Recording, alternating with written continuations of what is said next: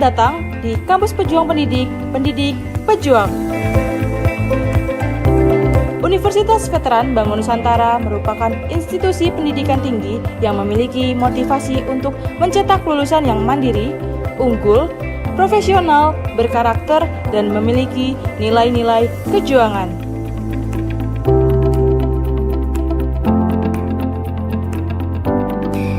Saya Rektor Universitas Veteran Bangun Nusantara, Profesor Dr. Farida Nugrahani Magister Humaniora. Misi Universitas Veteran Bangun Nusantara adalah terwujudnya universitas yang unggul, berkarakter, mandiri, dan memiliki nilai-nilai kejuangan.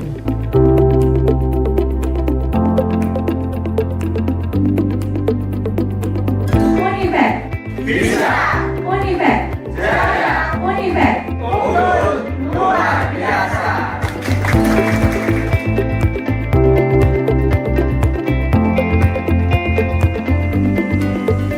Kampus Universitas Veteran Bangun Nusantara terdiri dari 6 fakultas unggulan dan 1 program pasca sarjana. Univet Bantara memiliki peringkat ke-97 antar perguruan tinggi se-Indonesia dilansir melalui website EduRank.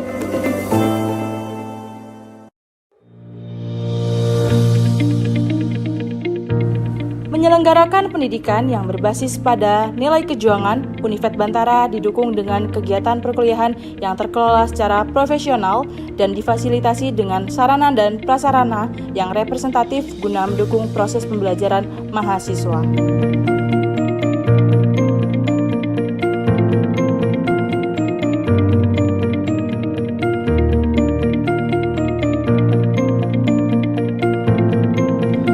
Univet Bantara secara intens melaksanakan penelitian guna menunjang pengembangan iptek dan sosial budaya sekaligus sebagai wadah untuk memberikan kompetensi serta keahlian khusus untuk mahasiswa dalam menyongsong masa depan yang penuh dengan tantangan.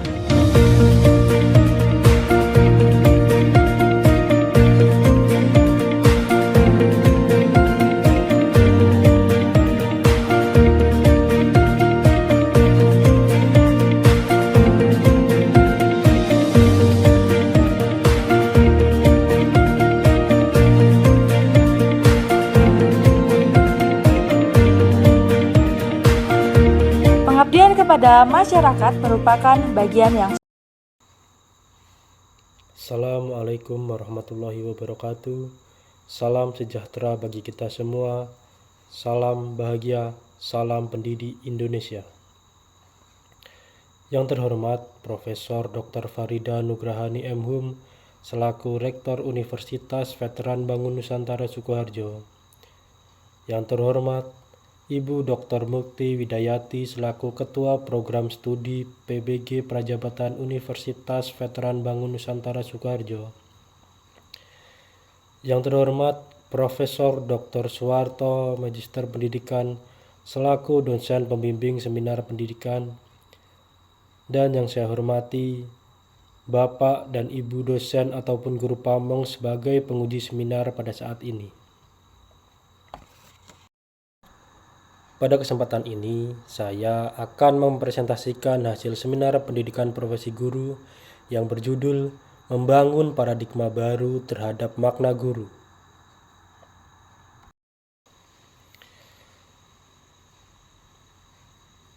Baik, perkenalkan, nama saya Alvin Abdul Rahman, nomor induk mahasiswa 2321520008 dari kelas 2 PPG Prajabatan Gelombang 1 tahun 2023. Makna guru sebelum mengikuti PPG Prajabatan. Yang pertama, guru hanya berperan menerangkan materi yang diberikan. Yang kedua, guru kurang memahami karakteristik peserta didik.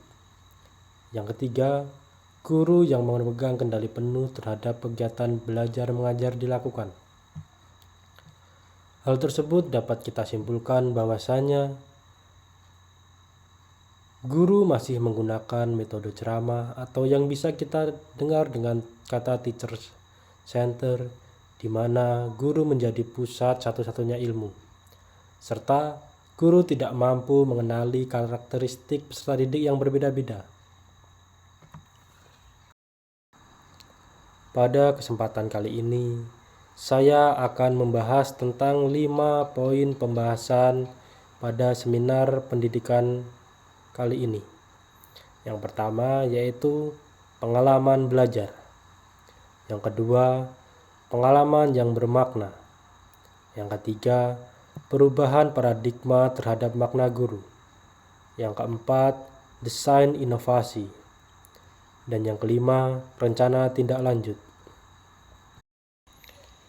Pada pembahasan yang selanjutnya yaitu pengalaman belajar, di mana saya pada saat mengikuti pembelajaran di Universitas Veteran Bangun Nusantara Sukoharjo, saya mendapatkan mata kuliah di antaranya Filosofi Pendidikan Indonesia, pemahaman tentang peserta didik, pembelajaran berdiferensiasi, prinsip pengajaran dan asesmen 1 dan 2, praktik pengalaman lapangan 1 dan 2, seminar pendidikan, proyek kepemimpinan, pembelajaran sosial emosional, computational thinking, perspektif sosial kultural, dan yang terakhir yaitu pencegahan dan penanggulangan kekerasan seksual atau disingkat PPKS. Dari setiap mata kuliah tersebut,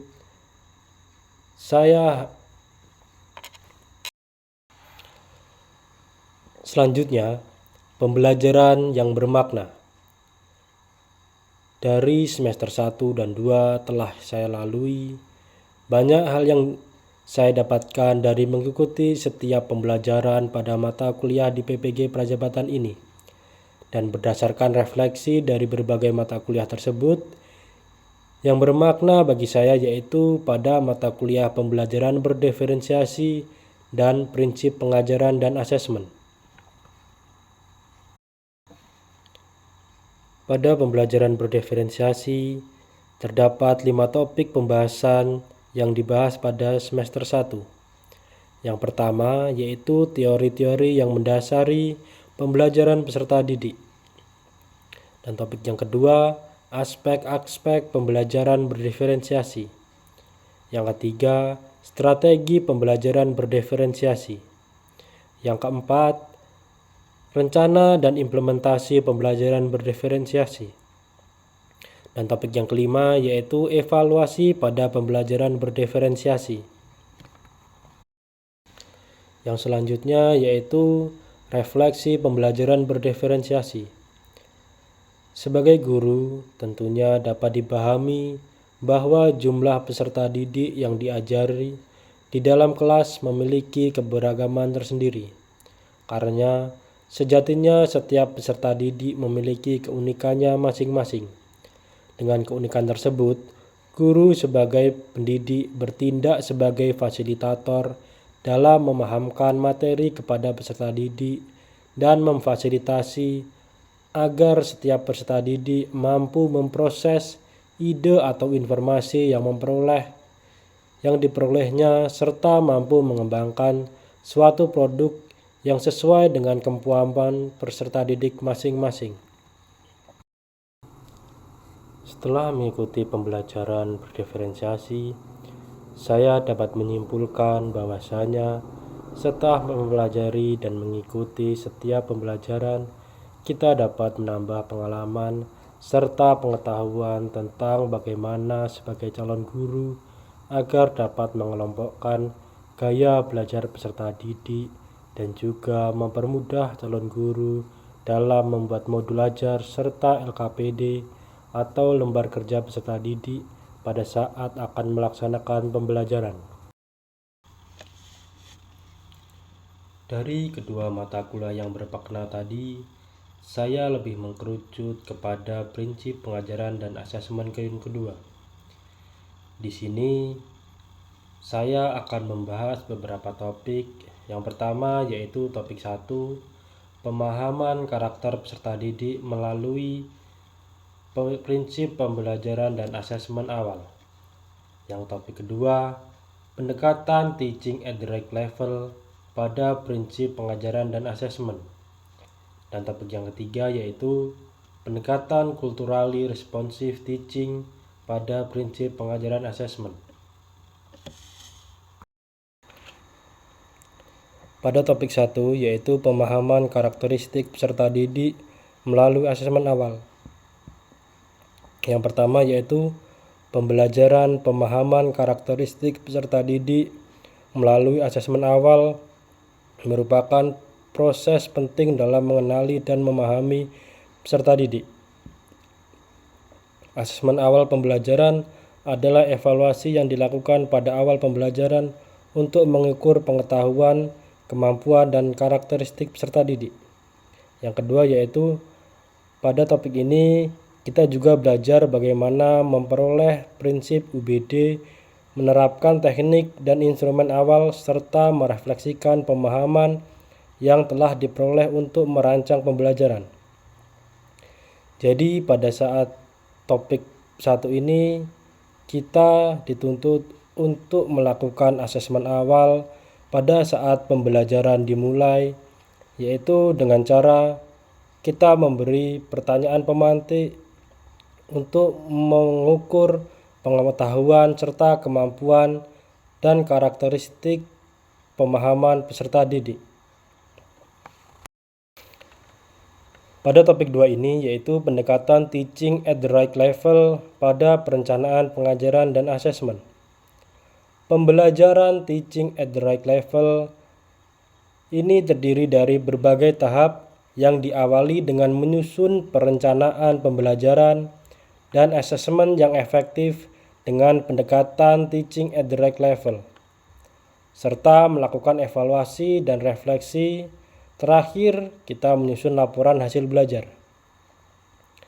Jadi, pada saat melakukan pembelajaran dengan memasukkan TRL ke dalam modul ajar yang akan kita integrasikan, yaitu kita harus menyusun awal dengan perencanaan pembelajaran. Yang berikutnya yaitu keefektifan dengan pendekatan TRL, dan yang selanjutnya yaitu mengevaluasi hasil penyusunan laporan tersebut. Pada topik yang ketiga ini yaitu pendekatan culturally responsive pada perencanaan pengajaran dan asesmen. Yang pertama yaitu pembelajaran tentang culturally responsive teaching atau CRT. Ini terdiri dari beberapa tahapan seperti menyusun perencanaan dan pembelajaran asesmen yang efektif. Yang kedua yaitu melaksanakan pembelajaran dengan menerapkan prinsip pengajaran dan asesmen yang efektif dengan pendekatan culturally responsive teaching. Yang ketiga yaitu melakukan evaluasi pembelajaran dan asesmen yang telah dilakukan, merefleksikan pembelajaran dan asesmen berdasarkan evaluasi dan menyusun hasil pembelajaran peserta didik. Pada dasarnya, topik 3 ini hampir mirip dengan topik kedua. Akan tetapi di topik 3 ini kita dapat mengintegrasikan budaya-budaya yang ada di sekitar kita ke dalam modul ajar dan dapat kita integrasikan pada saat pembelajaran dilakukan. Seperti contohnya, kita menyanyikan lagu budaya daerah setempat untuk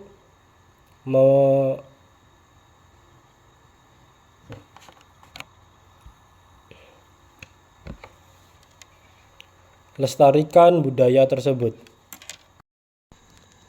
Yang selanjutnya yaitu refleksi prinsip pembelajaran dan asesmen 2. Saya mempelajari prinsip pengajaran dan asesmen 2 ini disusun bertujuan membekali guru tentang memahami karakteristik peserta didik, merancang pembelajaran dan asesmen dengan pendekatan teaching at the right level dan culturally responsive teaching, hingga dimaknai hasil asesmen yang telah dilakukan. Pembelajaran yang bermakna selanjutnya yaitu tentang prinsip pengajaran dan asesmen yang kedua. Setelah mempelajari materi yang ada pada setiap topiknya, saya menjadi lebih memahami prinsip pengajaran asesmen. Karena semua topik ini juga mengajarkan bahwa masih banyak hal lainnya, bahwa guru harus mengelola sebelum, selama, dan setelah selesainya proses pembelajaran dimulai. Pengembangan ajar, pengetahuan tentang kondisi siswa, cara mengatasi siswa yang bermasalah, merupakan informasi wajib yang harus diketahui oleh setiap guru. Pada pembahasan yang selanjutnya, yaitu desain inovasi pembelajaran. Pada desain inovasi pembelajaran, saya pernah membuat video micro teaching yang berkolaborasi dengan kelompok lain pada mata kuliah pembelajaran berdiferensiasi, serta membuat penelitian bersama kelompok saya tentang tingkat kesulitan dan daya beda dan reliabilitas tes IPAS kelas 5 semester ganjil. Dan gambar di samping itu merupakan contoh saya dalam melakukan video micro teaching, dan yang di bawah itu merupakan jurnal tentang kesulitan dan daya beda dan reliabilitas tes IPAS kelas 5 semester ganjil yang dipimpin oleh Profesor Suwarto, Magister Pendidikan. Pada pembahasan yang selanjutnya, perubahan paradigma baru tentang makna guru. Sesuai dengan mempelajari paradigma baru, di mana pembelajaran berorientasi pada pengetahuan, kompetensi, dan pengembangan karakter yang sesuai dengan nilai-nilai Pancasila. Pembelajaran paradigma baru memastikan praktik pembelajaran yang berpusat kepada peserta didik, yang mana setiap peserta didik belajar dengan menggunakan caranya masing-masing. Yang selanjutnya yaitu makna guru setelah mengikuti pendidikan profesi guru, yaitu guru berperan sebagai fasilitator bagi peserta didik. Guru juga dapat mengenali karakteristik peserta didik dengan melakukan asesmen diagnostik. Dengan demikian, guru dapat memberikan materi sesuai dengan karakteristik dan kebutuhan peserta didik. Yang terakhir, guru dapat membangun interaksi komunikasi yang positif dengan peserta didik. Pada pembahasan yang selanjutnya, yaitu rencana tindak lanjut. Yang pertama, melakukan observasi terhadap karakteristik peserta didik. Yang kedua, menganalisis karakteristik, materi, dan muatan budaya yang dapat diintegrasikan pada setiap mata pelajaran. Yang ketiga, melakukan validasi terhadap perangkat yang telah dirancang, apakah sesuai dengan karakteristik peserta didik atau belum. Yang keempat, menerapkan perangkat yang telah dirancang. Dan yang kelima, melakukan evaluasi terhadap pelaksanaan yang telah dilakukan. Hasil luaran dari seminar pendidikan kali ini, kami melakukan penelitian yang berjudul Tingkat Kesulitan, Daya Beda, dan Reliabilitas Tes IPAS kelas 5 semester ganjil. Di sini kelompok kami yang beranggotakan 1. Agus Gumelar, 2. Ahmad Bahrudin, 3. Ahmad Falih Al-Hafid, 4. Alfrida Diah Pangesti, dan yang kelima atau saya sendiri, Alvin Abdul Rahman, yang dibimbing langsung oleh Profesor Dr. Suwarto, Magister Pendidikan, selaku dosen pembimbing seminar pendidikan pada kali ini. Adapun tujuan kami untuk melakukan penelitian tersebut diantaranya, yang pertama, memaparkan tingkat kesulitan butir tes IPAS kelas 5 semester ganjil. Yang kedua, memaparkan daya beda butir kelas 5 semester ganjil. Yang ketiga, Mengetahui reliabilitas tes kelas 5 semester ganjil. Tes IPAS terdiri dari 10 butir soal dan diuji coba pada 188 responden yang terdiri dari 3 gugus di Kecamatan Bendosari, Kabupaten Sukoharjo. Hasil analisis tingkat kesulitan menunjukkan 1. Tingkat kesulitan butir-butir kelas 5 semester ganjil berkisar 0,23 sampai 0,64. Tingkat kesulitan butir yang paling sulit adalah butir 10. Dan tingkat kesulitan butir yang paling mudah adalah butir 5. Perbandingan persentase butir yang sedang, butir yang sulit adalah 90% dibanding 10%. Dan yang kedua, daya beda butir-butir tes IPAS kelas 5 semester ganjil genap berkisar 0,30 sampai 0,55. Daya beda yang paling rendah adalah butir 1 dan daya beda butir yang paling tinggi adalah butir 7. Butir soal yang mempunyai daya beda butir jelek ada 0 atau tidak ada. Butir soal yang mempunyai daya beda butir cukup 5 butir. Butir soal yang mempunyai daya beda butir baik ada 5 butir. Butir soal yang mempunyai daya beda yang baik ada 0 atau tidak ada. Dan hasil penelitian yang terakhir yaitu reliabilitas tes IPAS kelas 5 semester ganjil adalah 0,91. Dari hasil penelitian kami dapat disimpulkan berdasarkan hasil analisis butir soal IPAS kelas 5 semester ganjil dapat disimpulkan bahwa 10 butir soal yang dianalisis, mayoritas butir soal 9 butir berada pada kategori tingkat kesulitan sedang.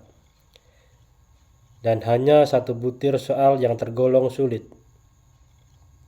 Jadi dari 10 butir soal tersebut ada 9 butir yang dikategorikan dalam kesulitan yang sedang dan hanya 1 butir yang tergolong sulit. Sementara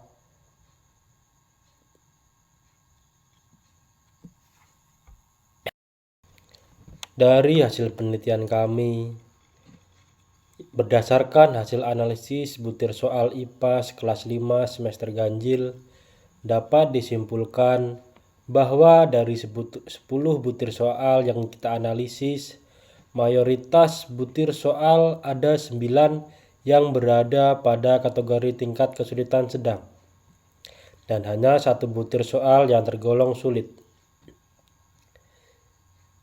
Sementara tidak ada yang menunjukkan kategori soal yang mudah. Hal ini menunjukkan tingkat kesulitan soal yang cukup menantang namun tidak terlalu sulit bagi peserta didik tes.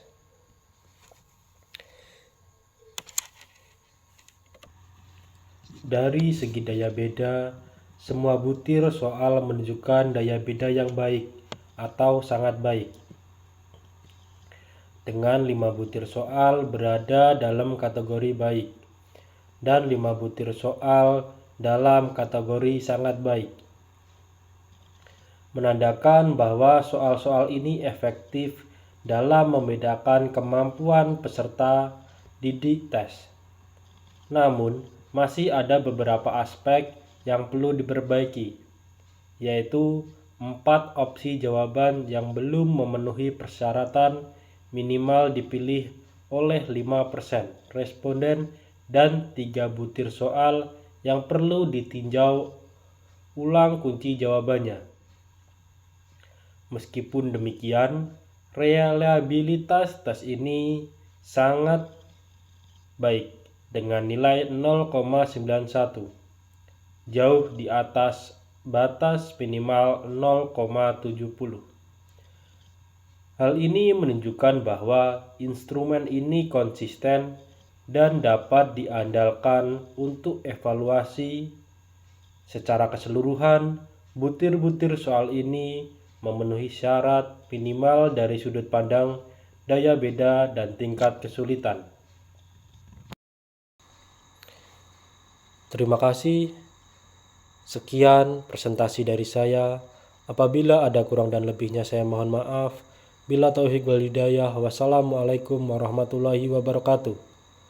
Salam Pendidik Indonesia.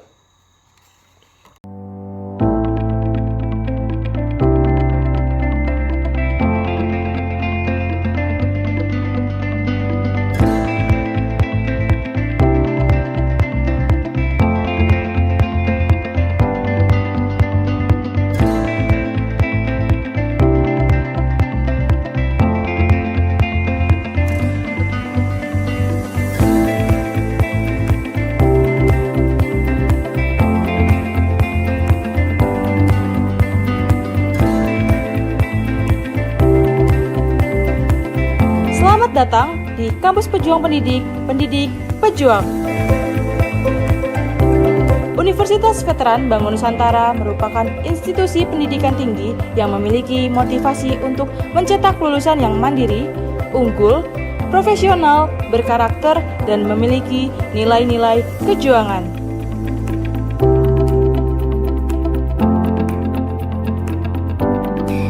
Saya Rektor Universitas Veteran Bangun Nusantara, Profesor Dr. Farida Nugrahani Magister Humaniora. Misi Universitas Veteran Bangun Nusantara adalah terwujudnya universitas yang unggul, berkarakter, mandiri, dan memiliki nilai-nilai kejuangan.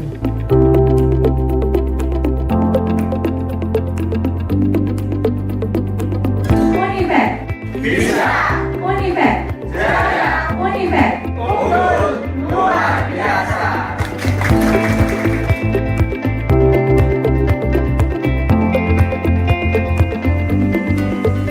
Kampus Universitas Veteran Bangun Nusantara terdiri dari 6 fakultas unggulan dan 1 program pasca sarjana. Univet Bantara memiliki peringkat ke-97 antar perguruan tinggi se-Indonesia, dilansir melalui website EduRank.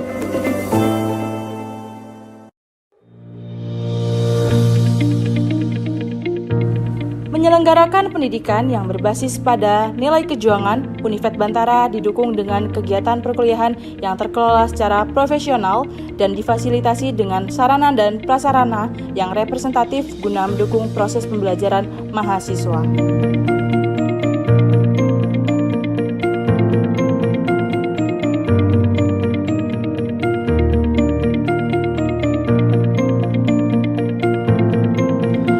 Univet Bantara secara intens melaksanakan penelitian guna menunjang pengembangan iptek dan sosial budaya sekaligus sebagai wadah untuk memberikan kompetensi serta keahlian khusus untuk mahasiswa dalam menyongsong masa depan yang penuh dengan tantangan.